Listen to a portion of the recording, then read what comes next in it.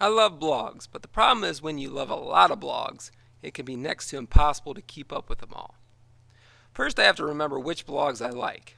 And for someone like me who has multiple interests and follows dozens of blog writers, my brain is just incapable of remembering them all. And then I have to remind myself to go out on the web each day to see if there is a new post on each of my favorite blogs. That takes a lot more energy than I have. Fortunately, there is a thing called an aggregator. My favorite aggregator is Google Reader. It works like a mailbox. When I subscribe to a blog I like, each new blog post is sent to my Google Reader inbox. Sounds great, right? To use Google Reader, follow these steps. First, you need a Google account. The easiest way to sign up for one is by going to mail.google.com and clicking the Create an Account button.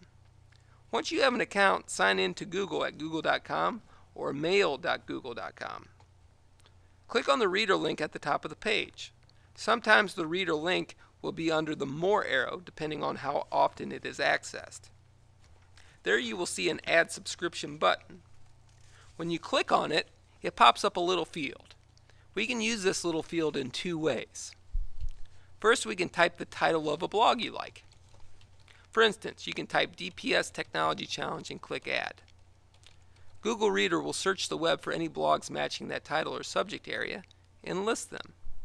If one of them is what you are wanting to subscribe to, click the Subscribe button below its URL. The Subscribe button will turn into a subscribed message. The blog will also be listed in your subscriptions list. The number in parentheses will indicate how many unread posts you have for that blog. The second way to use Add Subscription is to paste the URL directly from a blog. For instance, I want to subscribe to Mr. Tauber's blog. When I visit it, I should see somewhere on the web page a subscribe link. In this case, it is at the bottom of the page. Each blog may have this in a unique spot.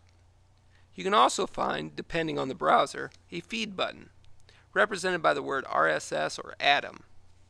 I am using Firefox on a Windows computer. When I click on one of these links, I see the URL on Page Transform. I need to copy this new URL and return to the subscription field and paste it. Once I click Add, I see the blog post listed on the body of the page and its title listed in the subscriptions list. Again, the number in parentheses will indicate how many unread posts I have for that blog. As I scroll through the blog post, the number of unread posts in the parentheses decreases.